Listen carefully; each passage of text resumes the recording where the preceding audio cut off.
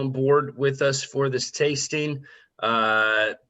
See some familiar faces, see some new faces. So welcome everybody. We'll get started in just a couple minutes. We'll get people time to get on if they're running late. We do have a great group this week, and for good reason. Pacific Northwest is going to be awesome. So get yourself a little bit of that Chardonnay in your glass if you have not already, and we will get started momentarily. And for those that like to plan ahead, after the Chardonnay, we'll be going to the Irie Pinot Noir, followed by the Division Salmagundi Malbec, and then we'll be finishing with the Rasa Vineyards Occam's Razor Red Blend. So situate yourselves and let us know if you have any questions. For the newbies, we're going to mute everybody when it's time for the presentation, but please feel free to interject with questions via the chat function as we go along. We love that, and it can usually get a little lively, a little colorful, so that's fun for us and fun for you. So feel free to share your questions, and we'll make sure that we get them answered as we go along. Don't be shy, and feel free to share too, like what tasting notes you guys are getting, because that's part of the fun as well. So.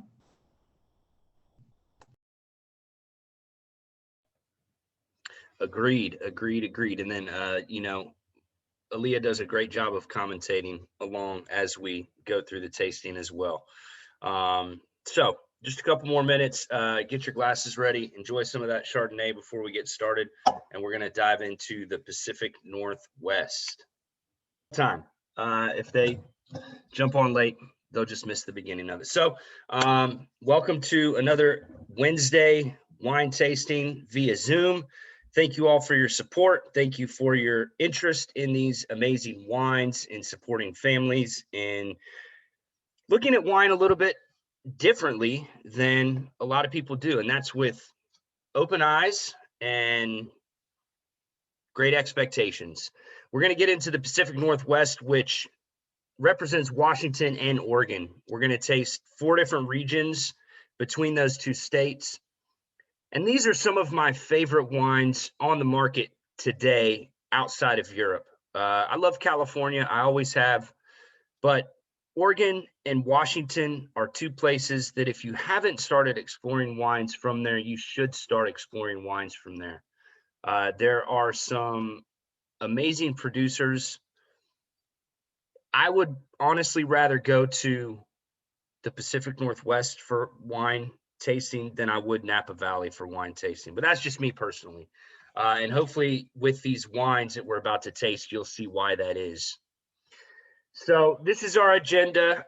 We're going to talk, we're going to taste, we're going to have some fun. Again, if you have any questions, throw them in the chat function, and we will try to get everything answered for all of you.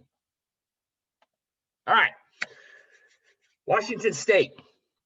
Washington State and Oregon comprise the states of Washington and Oregon. Willamette Valley and Columbia Valley are 2 of the most popular regions from this area. Seattle, Portland. I've never been to Astoria, but this is where we're talking about, right over here in Eastern Washington, beyond the Cascades, Willamette Valley, right over here.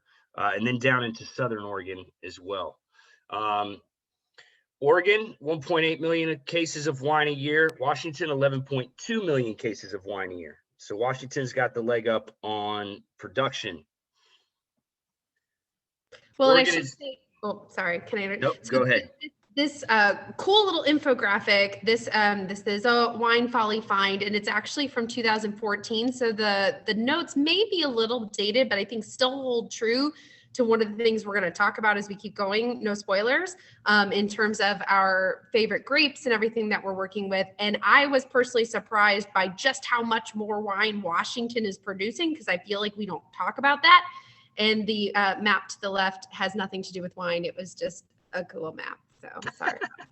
Hey, it's a great reference point. I love it. You can now see how many miles if you wanted to drive that entire length of distance. Yep, which I encourage you to do. I've driven from Mammoth down in Central California up to Seattle a couple times, and it's a beautiful, beautiful drive with a lot of cool things along the way. So you can see here, Oregon, heavy on Pinot Noir. We all know that.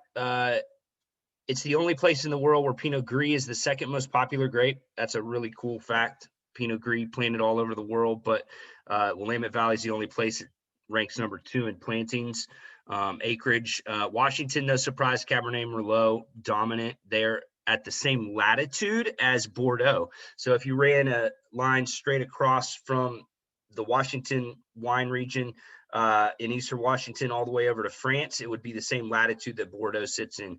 So the Bordeaux varietals, Merlot and Cabernet, do really, really well in this region. Washington is the second largest wine producer in the United States behind California, of course. Although they don't have a whole lot of people to compete with. You know, there's New York, there's Oregon, but outside of that, there's not a lot of large production regions in the United States. 290 sunny days on average in Yakima. Most people think of Washington as Seattle and as rainy, but when you get beyond the Cascade Mountains there in that kind of right in here area, on the other side of the mountains, it's a desert. So there's not a lot of rain. It's mostly sunshine, as you can see, 290 days a year. And so it's a great climate for big, powerful reds. 165 sunny days on average in Dundee, which is in the heart of Willamette Valley. Willamette Valley is a cool climate, more like Burgundy, more water, more gray weather. And it is part of that kind of what you would consider the standard Pacific Northwest weather pattern when you think of the Pacific Northwest. And that's why Pinot Noir does so well there, arguably outside of Burgundy, the most important region in the world for world-class Pinot Noir, and there's some amazing ones. And we're going to taste one of the OGs from Willamette Valley in our tasting today, who I can't wait to go see. Love me some Irie. All right.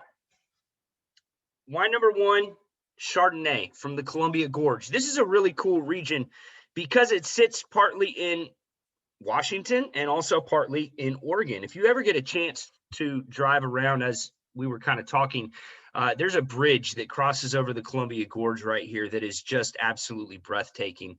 So if you're ever in this area, you want to do some wine tasting, go check out the Columbia Gorge area. It's worth the drive. It's out in the middle of nowhere. It is on the very western side of the Washington and Oregon wine regions of that Columbia Valley area. You can see it's pretty large down here in Oregon, but just very, very tiny part of Washington.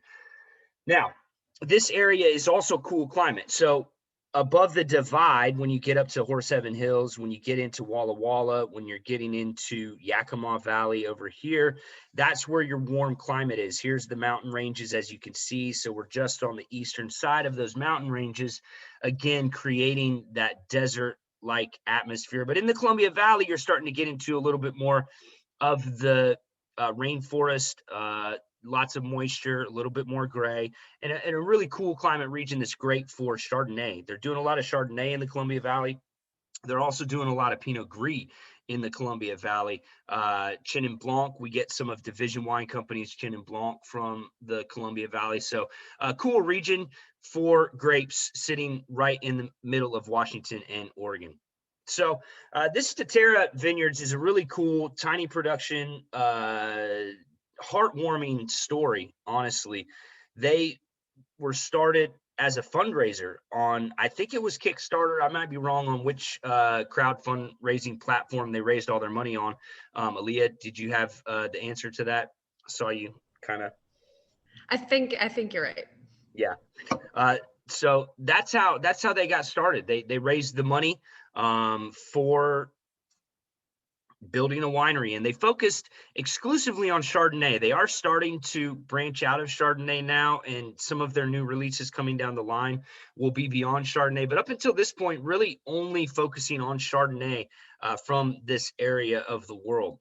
So this is 100% Chardonnay, 45-year-old dry farmed vines. Now, we read that and we don't think that that's really old in the standards of what we've been talking about in Italy and in France and in Spain. But if you think about it from a perspective in California and Oregon and Washington, they weren't really getting planted until the 1970s. That was some of the earliest plantings in these areas. There were some earlier plantings in like Napa and different places like that, but places like Santa Barbara, places like Paso Robles, places like Washington and Oregon, when you get vineyards that date back to the 40s, that's old vines. And 45-year-old vines are considered old vines in most people's estimation, even though there's no legal definition on what old vine actually has to comprise of. But 45-year-old dry farmed vines, so they've never seen irrigation. This is kind of critical for organic and biodynamic farming, and also for forcing the roots of the vines to dig down deep for those nutrients, for the water sources, giving your wine more complexity, more depth, and more personality. 1,000 feet elevation on the side of an extinct volcano. So you have these volcano-rich soils, 1,000 feet elevation, just all the winning recipe, all the winning ingredients for a winning recipe to make an amazing wine, no matter what grapes you're going to make it of. Fermented in a single neutral barrel and only 25 cases produced. We got 3 of those cases out of the 25 that were produced. So again, microcosmic, tiny on the scale of production. We have like 4 bottles left of it, and that's it. We will be getting some of their new releases when they come around. And we do also have a pet nat from them in the store currently, as well as 2 bottles of another Chardonnay that they drink, but just not a lot to go around. Now, because it's that neutral barrel, because it is very natural in production, it's not the big oaky, buttery, rich style of Chardonnay. It's meant to be elegant. It's meant to just have a kiss of the butter, of the oak on it, and what we would call a Burgundian style Chardonnay, or an old world style Chardonnay, or a traditional Chardonnay, as we're trying to steer the vocabulary. So whether it's from California, whether it's from Oregon, whether it's from Washington or France or Italy, the traditional style Chardonnays have less oak, less butter, less intensity, more elegance, and more complexity. This has depth, it has character. There is so much going on, and it has great nuance, it has great balance, and is awesome with food. The very first thing I think of is salmon because of where we are in this region, although Pinot Noir is a better pairing with salmon.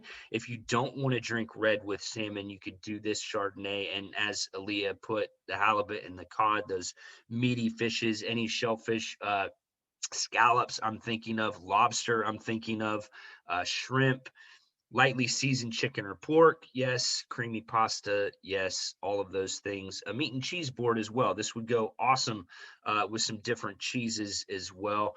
And just a beautiful little wine. And in my opinion, a steal for 29 bucks on the shelf. It was 36, but we're running a special for this tasting exclusively at $29 to show y'all a little love. But again, only 3 bottles left. If you want it, text Aaliyah in the chat function and message Aaliyah in the chat function, and we'll put it aside for you. I think it's amazing, and be on the lookout. If you like bubbles, check out their pet nat. If we sell out of these, we do have 2 bottles of another Chardonnay from them that's just as delicious as well. So a few things on Washington State. The stats: 60,000 acres under vine. 40% of these have been planted in the last 10 years. So there's been an explosion in Washington State over the last 10 years. It and started spoiler, out. we'll see that in Oregon as well. Don't tell them yet. Oh, sorry. So it has, in the beginning, it was Chateau Ste. Michelle. They were one of the ones that kind of pioneered the Washington State wine scene. And then they got really, really big and then sold to a giant conglomerate. But it proved that you could make really, really fantastic world-class wines out of this area. And because land was a lot cheaper in Washington than it was in, say, Napa Valley at the time, we saw this explosion of growth in planting vines in Washington State. So you'll continue to see that trend over the next 10, 15, 20 years as people continue to seek out economical options for planting vineyards around the world. 70 different grape varietals are planted. It's a great climate for a lot of grapes. It's dry. It gets lots of sunshine. It has huge temperature swings, which helps preserve the natural acid in the grape. And it has everything that you would need to make great wine as a wine region. Production is 59 to 64 red, 59 to 64%, depending on the given year, and then about 36 to 41% white. A lot of the white that's being made in Washington is Riesling, is Chardonnay, is grapes like Semillon, which they do in Bordeaux, and a little bit of Pinot Gris and some other odd varietals. We mentioned Chenin Blanc earlier, and a lot of great reds as well. All right. So finish up what you have in your glass. Aaliyah, are there any questions that we need to answer in chat? No questions so far, though I do love that all of our remaining 4 bottles have been spoken for. That was maybe the quickest that any bottles have been called on a tasting. And this is, for the class, this is my first time tasting this as well. And it surprises me. Each sip is a little something different. It's got some nice mineral notes to it. It's got some really pretty fruit to it. Just that hint of cream, that little kiss of cream that Adam was talking about. Just really lovely and very elegant is kind of the word that comes to mind. And I love how, I know everybody who attends these weekly knows that my favorite word/wine requirement is versatility. And I feel like this is one of those wines that is just very versatile. So this is fun. Very versatile. And again, if you love this wine, even though we sold out of this one, keep them on your radar, just like all of our tiny producers that we've come to fall in love with. Division Wine Company, Brock Cellars, Poderi Cilario, Perini, some of the most popular wines in the store, the La Boutanche series. We only get small drops of them every so often. And so when they're on your radar, you can know immediately when you see it on Instagram, you need to come get it because it's not going to be there very long. And then that's kind of the way it is in this tiny little world of these small producers. There's only so much to go around. We can only get so much of it. Only so much of it comes to the state of Georgia. And so you got to get it while it's here and then wait for the next release coming down the line. And it's a lot of fun because there's always something new to try. You don't get stuck in the rut of drinking the same thing every day, which is fine for those who want to do it. If you want to drink the same thing every day, we've got some great wines that you can find your favorites on. But it really gets to be a lot of fun when you explore, when you're excited to see a label that you haven't seen in a while. It's like seeing an old friend.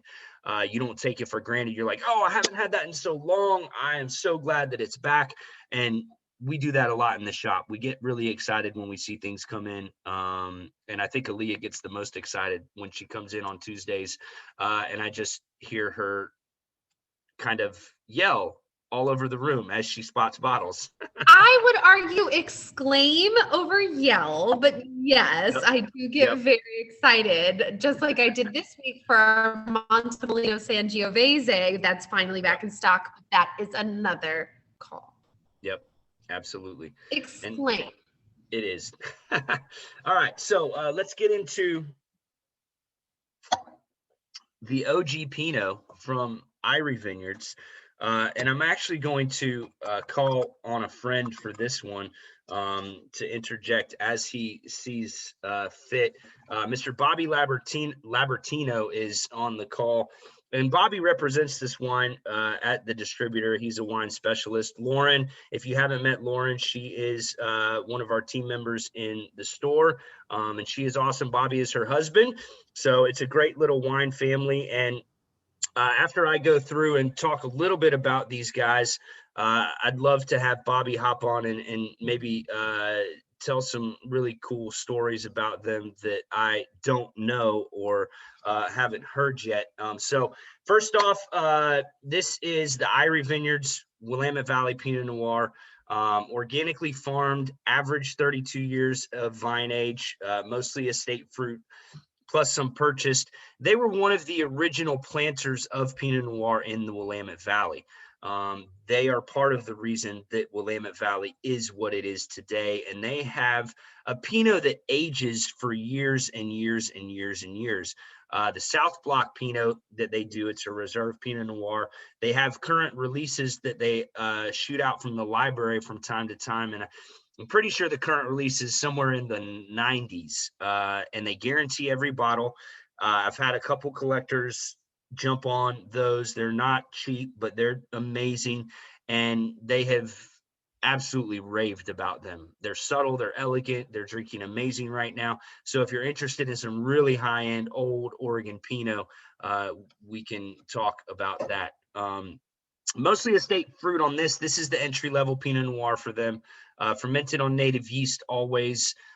Extended barrel aging for 18 months. 20% of 92% of that is very, very neutral in 20 plus years old. So the oak's not contributing anything to the wine whatsoever. And then while I taste this, Bobby, if you want to hop in and kind of fill in some gaps about the history of this winery in particular. Yeah, sure. Enjoy your drink, man. Hey, everybody. I am Bobby Lobertino. So I'm a wine geek for the company that gets to sell this lovely wine. So the cool thing is Aaliyah, this is the 2017, correct? So here's the cool thing about this one, guys. For this wine, this is the very first year that they've been able to offer all estate fruit at this level, which is a really lovely thing. Now, Jason, Jason, who is the son of David, who was the first to plant down there in 1965. Also, if you guys like the Irie Pinot Gris, David was the first to plant Pinot Gris in the New World in 1968. So thank you, David. But a quick anecdote about these guys. First, so 17 is their all estate fruit. So I worked in 2017 as a winemaking apprentice in Oregon. I was in Eola Amity at a winery called Brooks. So we went and visited these guys in their tasting room when we were between punch downs during harvest one day. And the person who was running the tasting room at the time found out that we were on the Brooks crew and wanted to show us some stuff. Adam, that's when I had a 1988 Chardonnay and a 90 Pinot. But the coolest thing was they came out with two bottles at the end of the day. One of them had a label, the other one didn't. And they said, hey, so Jason planted Trousseau a couple years ago. He goes, here is the first vintage we ever made, and it had no label. And he goes, take that. And he goes, and here's the second vintage we ever made, and it had a label. And they said, here's the thing. The one that doesn't have a label, that was our first year. We did such a bad job making it that we did not release it. We didn't know how to make Trousseau correctly. We approached it all wrong. He goes, but also take home this one, which is our first vintage, we think getting it right. And what struck me is that that was a winery that was willing to show me their worst to educate me. That says a lot about the Letts as a family and as wine educators. And second, it was just amazing the generosity of these people that they walked out to give us bottles simply because they knew that we were on a harvest crew and we could use some wine.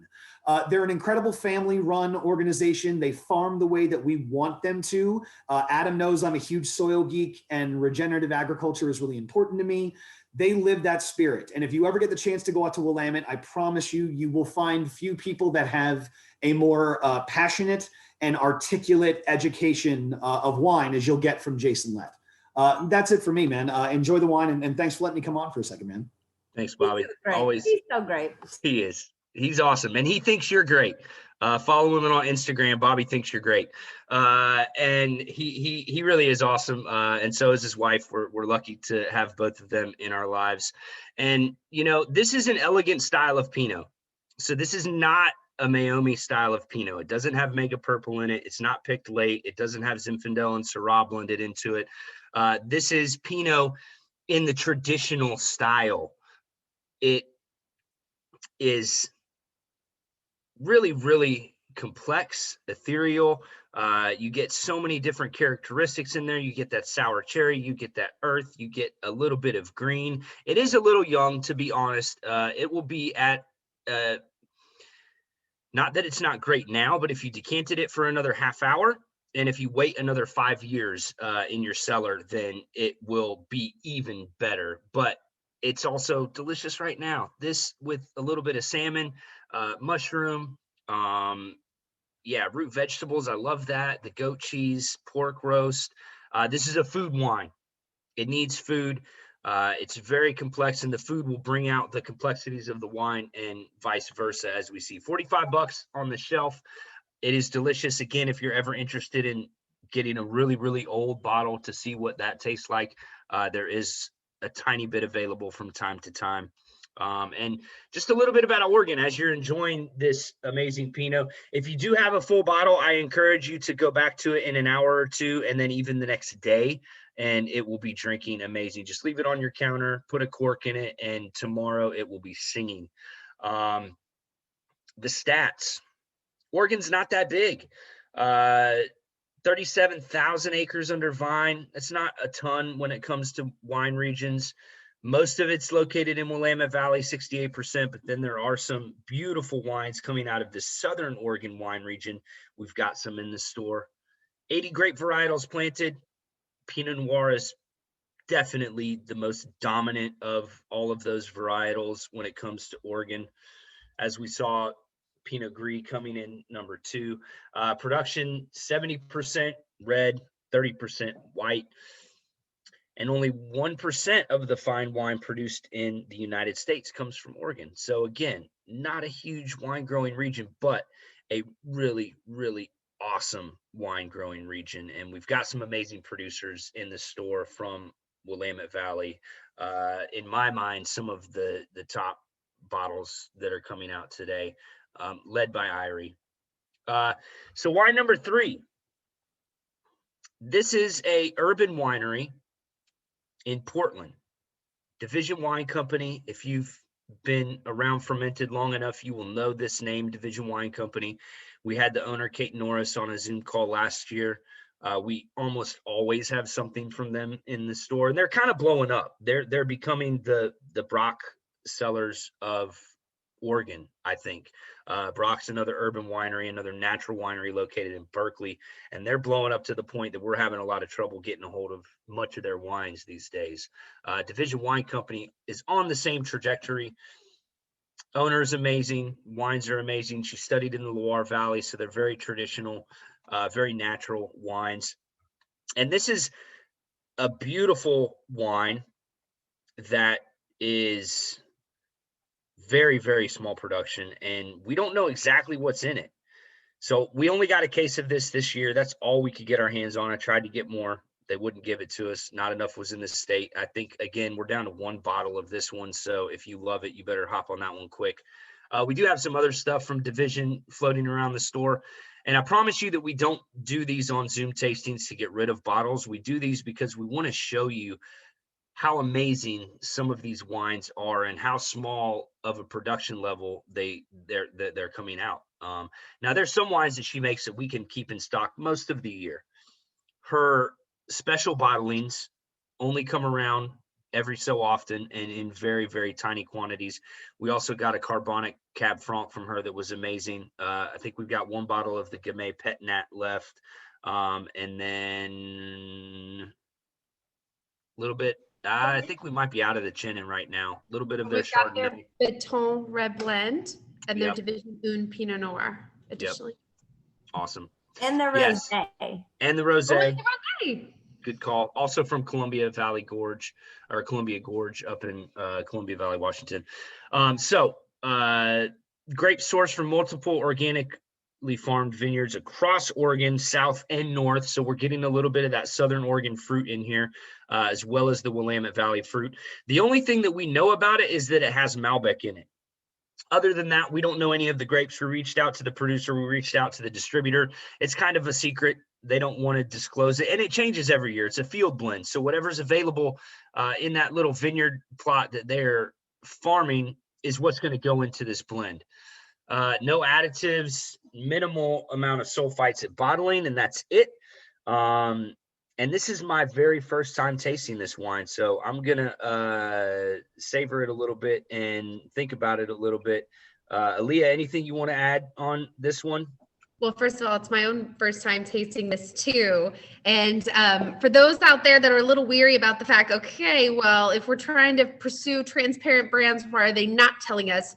First, let me reassure you, Division is a very transparent brand in general terms. They are very transparent. They are low intervention. They are very committed to organic farming only and giving you the best possible grapes, the best possible examples of what Oregon can do. I think they're playing a little bit into the Salmagundi brand or fun name that they came up with for this wine, which apparently is also a dish. That was a new fun learning moment for me. That is very much like a hodgepodge dish, a miscellaneous collection of things. So field blend, there's probably, honestly, what I assume it is, the thing is there's so many fun little grapes in here, it would be way too long to summarize on a slide in an efficient way. So you're probably getting a really great example of what Oregon State and Division Wine Co. can do in this sweet little red blend. And I love it, but I'm a huge Division stan in general. Both Kate and Tom are fantastic human beings and we love them. Tom just welcomed his first baby in January, and they're just really cool people that we're really excited to support just in everything that they do. So if you haven't tried Division's wines before, if you like this, as Adam already pointed out, we have a lot of other wines by them that you guys can try and rely on. Yeah, and this is amazing. I love it. It is classic Loire Valley Malbec. I mean, that's what you're getting. There are other grapes blended into it as well, but if you've had the Cult from La Pepier, that's what it reminds me of. It also reminds me of another producer's Malbec that we've had from the Loire Valley from time to time, and it's just it's got that mocha, that kind of dusty bitter chocolate on the back end. This wine also needs to open up quite a bit. It's very closed off. It's got muted dark fruit right now. It's got earth. It's got all kinds of really fun things. And with oxygen, more of those nuances are going to come out and are going to open up and become more available, is what happens when wine decants. It also has some tobacco leaf in there. If you've ever smoked a cigar, it tastes like a very, very fresh tobacco leaf. Another wine that you should age for 5 to 7 years. Another wine that you should decant for a good amount of time. But also just, I mean, the flavors are almost haunting in there, and it's absolutely fantastic. And, you know, for those of you who may be surprised we didn't taste this before we bought it, because we taste the majority of the wines before they come into our store. A lot of these really small production wines, there's not enough to taste. So we have to buy based on the producer's history and lineage and what they've done in the past. And so it is a little bit of a gamble, but I can promise you that I have never been disappointed by a single Division Wine Company wine. I've never been disappointed by a single Brock Cellars wine. I've never been disappointed by a single La Boutanche series wine. They're all different. They may not be my absolute favorite. They may not be what I go to every single day, but they've never disappointed me. They're always world class. They're always top notch. They're always enjoyable. They're always different. They're always unique. And you know that there's no additives. So you're not going to wake up feeling shitty the next day. And that is a huge part of it. Man, yeah, that's yummy. Just a few more notes about Oregon as we're finishing this up and about to dive into our second Washington wine. The top wine grapes in Oregon for white: Pinot Gris, Chardonnay, Riesling, no surprise there. Red grapes: Pinot Noir, Cab Sauv, Syrah. There's also some really cool Gamay coming out of Oregon, as we see right here, Malbec. A few more facts about Oregon. 1930. Oh, that's not what I wanted to do. Nope, that's not what I wanted to do either. And I'm going the wrong way. Sorry, I'm really failing with the slide deck right now. First bonded winery in 1933. That was post-prohibition. And then in 65, 66, as Bobby mentioned, David Lett plants the first plantings in Pinot Noir in Oregon. I was off a little bit when I mentioned the 70s. I'm sorry, David. The number of vineyards in Oregon has nearly doubled since 2005. So we see that same trend that Aaliyah alluded to that's happening in Washington. really taking off, blowing up. And again, if you have the chance, go visit them. Go get to know some of these people. Ask us for some recommendations for wineries to visit. I think we're planning a trip out there for my wife's 40th birthday this summer. Personally, we don't have quite enough time to put together a fermented wine trip. We're going to try to plan one of those in the fall.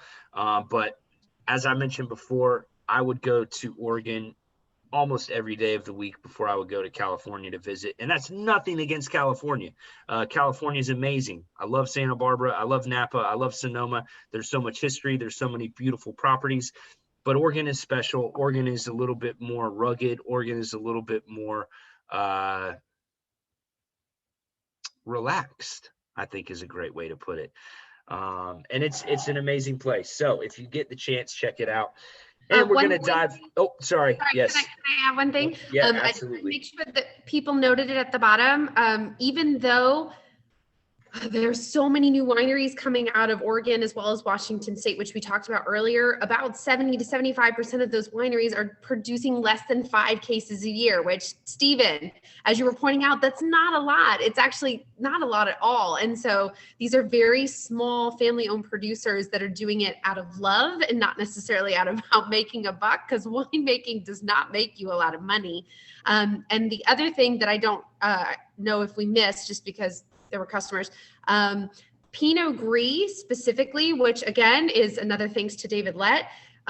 Oregon is the region that produces the most Pinot Gris in the world outside of Germany.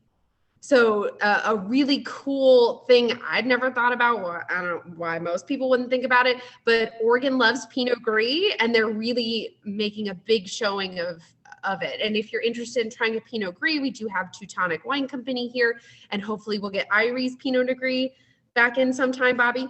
Anyway, subtle nod, but just want people to know about that because that's special. It is special. I agree completely. And I'm actually surprised, and you are probably as well, to hear that Germany would be the #1 producer of Pinot Gris in the world, which is kind of crazy. I think I'm right. Or did you say that wrong? I'll double check. All right. They're the second. Now I'm second guessing everything I know in life. But Oregon is definitely the second most producer of Pinot Gris after somebody. Yes. Find out for us. I'll confirm and for you we'll get back to it. And again, if you don't know Pinot Grigio, the exact same grape, just called different things in different regions. All right. Now, on to wine number 4. I did it again. Man, I really am failing with the slide deck today. This is a really cool blend that we just picked up from Washington State a couple weeks ago, I think now. It hasn't been very long in the store. And this is a really cool blend of Syrah, Cabernet Sauvignon with a little bit of Sangiovese, Merlot, and Malbec. Red blends are trending way up. They have been for years. I believe they're the #2 hottest wine category behind rosé last 3 years running.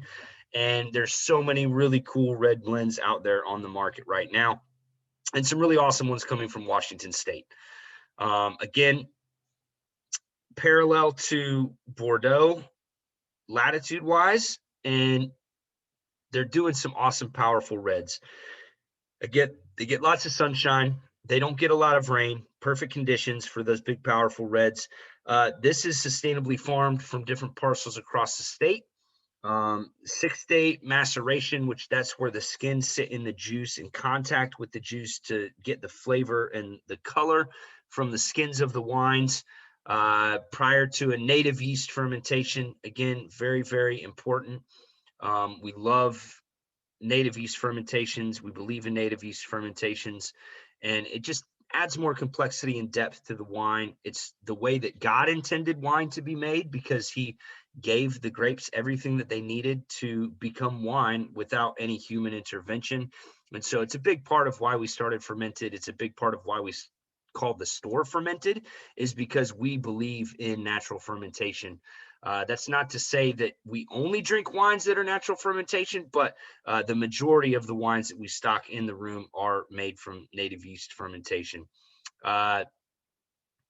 Aged in 20% new, 80% neutral for about 30 months. It's a good amount of time. 2.5 years almost. Yeah, 2.5 years in native or in neutral and new oak.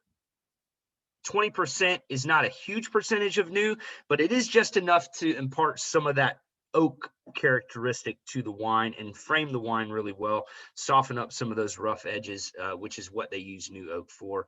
Unfined, lightly filtered. Pair with burgers, grilled meats, hot dogs, meat lovers, pizza, lasagna, and lots of other red sauces as well.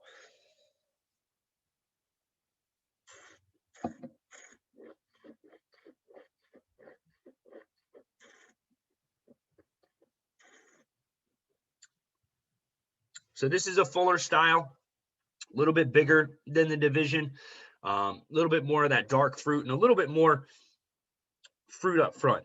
This again, as I mean, I say this, but it really holds true for every single wine that we carry in the store. If you have a bottle of it, decant it for a good 30 minutes. That's just a great rule of thumb, and let it open up and let it expand. Again, if you're drinking this, if you just opened it a little while ago, go back to it in an hour, go back to it tomorrow to see how it evolves, to see how it comes together. There is a little bit of tannin on the back end, but that subsides pretty quickly. It's not a harsh tannin. It's not a strong tannin. It's what we would call a soft tannin. It just kind of tugs at the edges of your palate.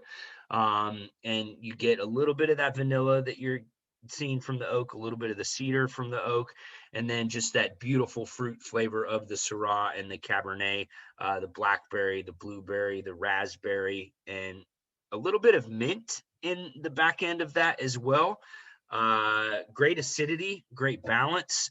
And I think it's fantastic. $23 a bottle, and it's delicious. I forgot to mention on the Malbec Division Wine Company, $33 a bottle.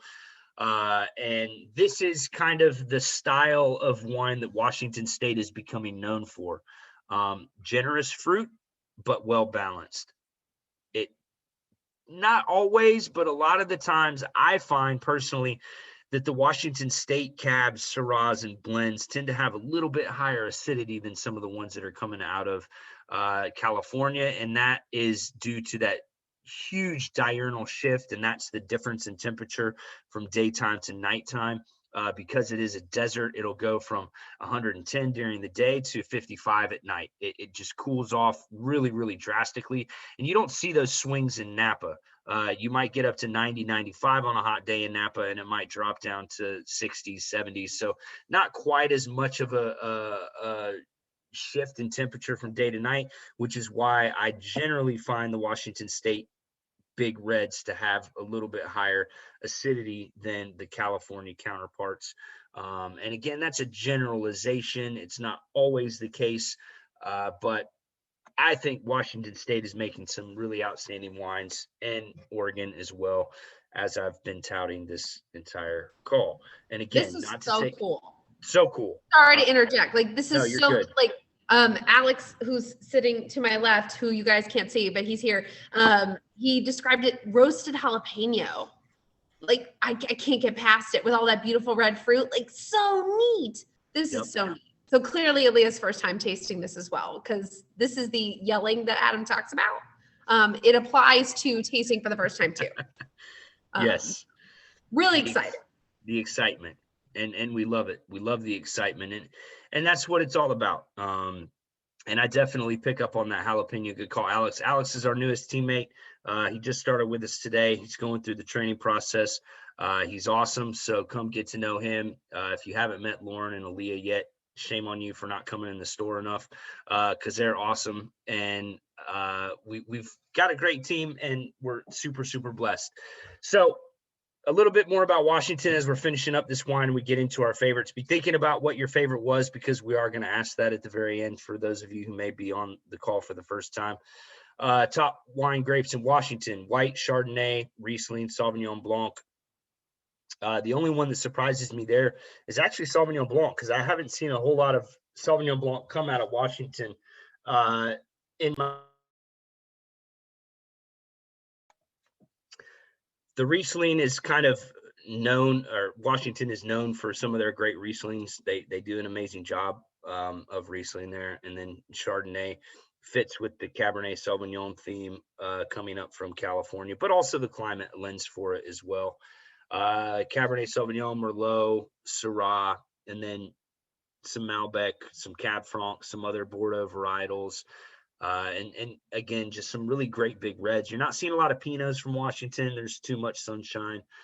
You're seeing most of those big, powerful French red varietals. You're also seeing some amazing Sangiovese. Although it's in small quantities, there is some fantastic Sangiovese coming out of Washington State as well. First grapes were planted at Fort Vancouver, which is way north, the Hudson Bay Company, 1825. That's a long time ago. First commercial scale, 1960s, as we see in most of these regions. Again, Napa, Southern California, Oregon, Washington.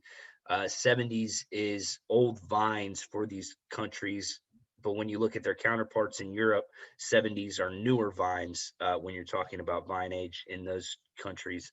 But still amazing history. And, you know, after 45 years, you're not gaining a ton of complexity, but you are losing a lot of vigor when you're talking about vines. Current growth is such that a new winery opens every 30 days. That's kind of a cool stat. $8 billion plus industry in Washington right now, which tells you why a winery opens up nearly every 30 days. Because they're making some money and they're making some grapes. But most of that is unfortunately dominated by the large corporations making bulk wine and trying to capitalize on the Washington State wine region. So we're looking for the small guys, and they're a little bit harder to find. Which wine was your favorite? Now is the time. It's always a tough decision. It's always a tough choice. And While I'm people having are trouble thinking about thinking. it, I have to fess up. I have to fess up that I was wrong. Pinot, Oregon is the only place in the world where Pinot Gris is the second most popular grape. I failed you in terms of correct information tonight, you guys. It's not the second place in the world where Pinot Gris is the most popular grape. Aaliyah, I got that wrong. you're doing a great robot voice. I'm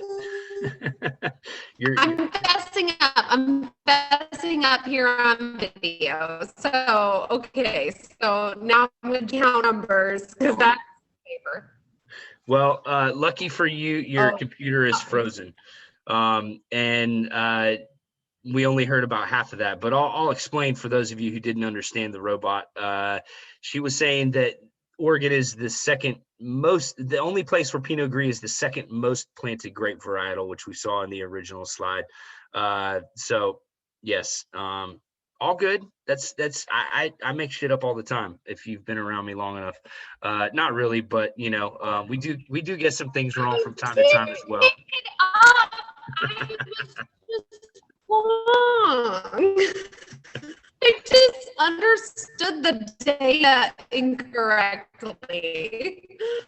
No worries. Well, we figured it out, and then now we're gonna figure out. I'm afraid you still can't hear me. Okay, stop. Now we're gonna figure out what the favorites of the wine tasting were. If you can stop from laughing, because it's pretty funny. Yeah, you did sound like a drunk robot. Costs on the wines are $29 for the Statera. We've got $45 for the Irie, $33 for the Division, $23 for the Rasa Occam's Razor Red Blend. All right. Let's see. Somebody took number 3. I believe that is Monica getting the last bottle of the Division, if you guys want to put that aside for her. All right, and let's see who the winners are. Stephen, you're hilarious. Number 5, great choice there. And I'm sure number 5 was a great wine as well. We just don't know what it is. Look at you open it up more than we are. All right, Aaliyah, how's your tabulation going? Okay. Well, first I should mention, sorry, right. Monica, the division is already spoken for. Aaliyah, Okay. put it in the chat function, yeah, because we can't hear you. And then I will interpret for you. I have to say, in a year, almost a year of doing these Zoom tasting, this is the most amount of technical difficulty that we've had. I think I got unplugged from one tasting once, but other than that, it's been pretty amazing that we've been able to run these without a whole lot of technical interference. What's the favorite, Timmy? Steven, sorry. We're getting to that. Aaliyah's going to put it in there. Aaliyah, what we got? Oh, Statera is the fave. Sorry, I didn't see that. Statera is number one. It was amazing. It was delicious. And again, get on their radar. Look for our Instagram posts when we mention Statera is in stock. And also get on the website. We've updated the website a little bit. We're starting to put the wines at the forefront of the website so you can kind of see what's in stock, especially with the small production guys. We have a new natural section that we're putting some stuff in, and those are the really limited items for the most part. And then also traditional and modern sections, and then new arrivals coming as well. We get wine every Tuesday and every Friday, so we've always got stuff new in the store. Don't be afraid to ask us. We actually have a new section up front, as well as staff favorite section now in the store, which all of these wines I think we're a part of. At some point, I actually had to pull the Division Malbec off of Lauren's staff favorites pick because we needed to use it for the tasting. And I'm really excited that you guys got to enjoy it. Thank you again so much for being on the Zoom call. If you have the time, give us a review on Google, on Facebook, on Yelp. Tell your friends about us. Join us for more wine tastings. Come see us in the store. If you love these wines, you can also find them on our store online. And again, we thank you. We love you. We're so excited to always taste amazing wines with you, and just continue to drink great wines. Life's too short to drink shitty wines. And that is for sure. So happy Wednesday. Hope y'all had fun. We'll see you next time. And next week, we've got my favorites coming up, birthday week for Adam. Week after that, we've got Josiah's favorites. Then we've got Leah's favorites. We've got Lauren's favorites. We've got Caitlin's favorites, not in that order, but coming up next month. And it's going to be a month of staff favorites. So join us. Come find out what we're excited about, what we're drinking, what's new to the store. And then in April, we're going to get into some rosés, and then we're going to get into some guest speakers as well. Importers, producers, suppliers, distributors. We'll have some great personalities. I'm almost positive you'll see Bobby on here again because he's amazing. So stay tuned. Thank you again, and be safe, have fun, and we'll see you next time. Bye, everybody.